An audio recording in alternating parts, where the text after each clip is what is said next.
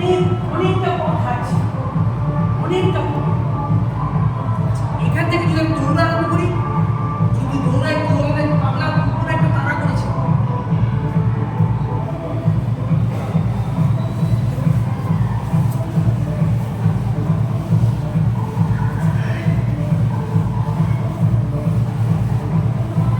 না, পা ওইভাবে তুললে হবে না, পাটাকে বডির সঙ্গে মানিয়ে আমি যে দৌড়াচ্ছি বডির সঙ্গে, বডির ল্যাঙ্গুয়েজটাকে ঠিক রাখতে হবে, তবে তো হবে।